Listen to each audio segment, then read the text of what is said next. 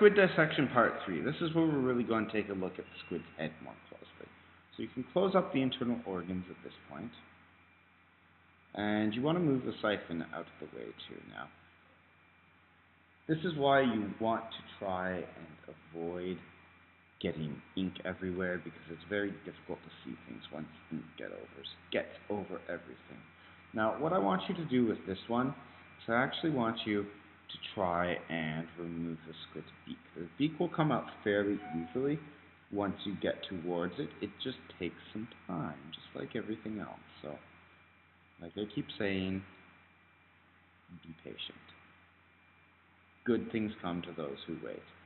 So if you twist the squid's head around so that it's facing up towards you, this is probably something you don't ever want to see if you're deep sea diving, because that means a squid is coming for your face. But as a biologist, this is one of the coolest parts of the squid.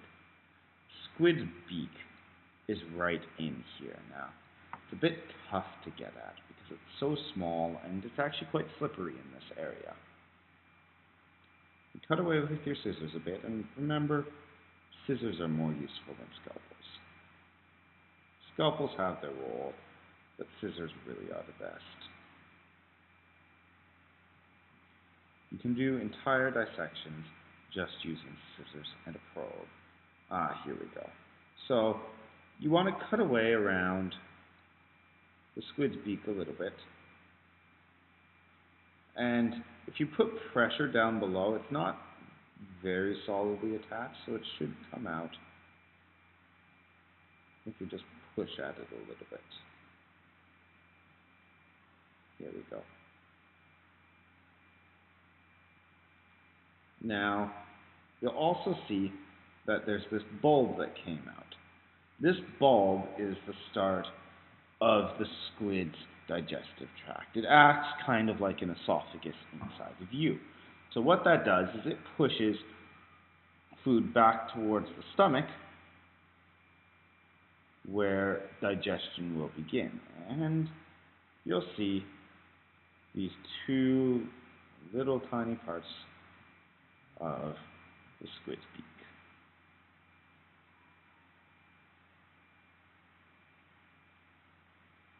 Okay, so the squid's beak comes in two parts. They're both fairly simple, and this is the jaw structure they use. It's controlled by muscles inside of the bulb. As you can see, it's not very solidly attached, so we can get it out easily, but it is very good at cutting up the squid's prey.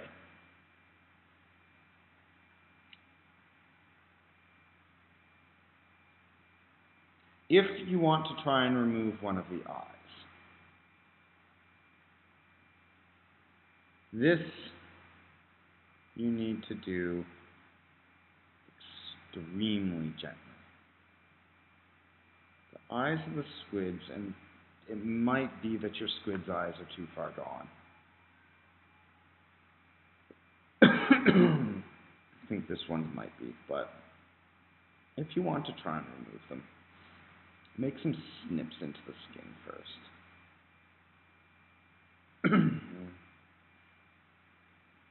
Now remember that most of the time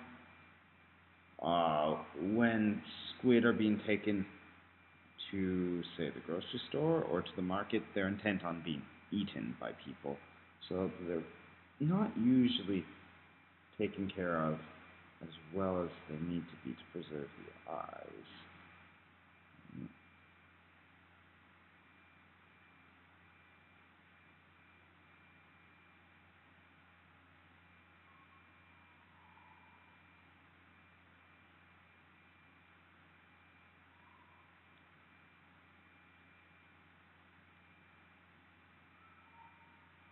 Here we go.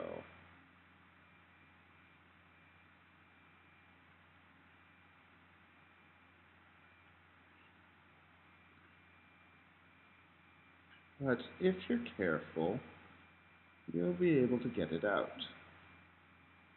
Now what you don't want to do is you don't want to cut too close to the eye. If you do, you might puncture it. And then you'll get eye juice everywhere.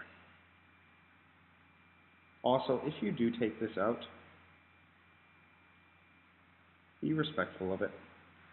Don't be playing around with it, because this animal died so you could learn something. So you want to treat it with respect.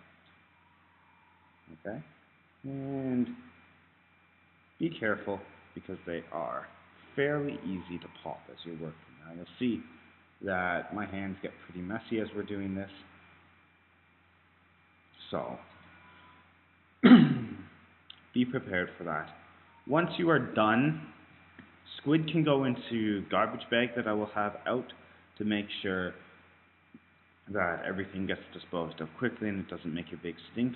What you do need to do is you need to wash out or wash off whatever your dissection surface is with hot soap and water. You also need to do the same with your tools.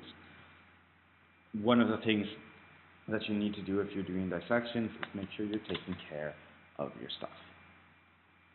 If you don't, these mold, they rot, and you can't use them anymore. And also, it makes the room not a pleasant place to work in because it gets smelly and dirty and all of that stuff.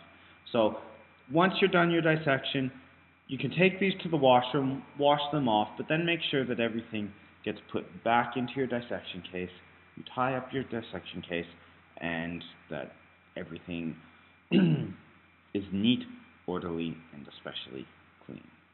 Once that's done, you'll have time to work. You do need to finish up your lab and hand it back into me by the end of class. I won't take them after the class is done.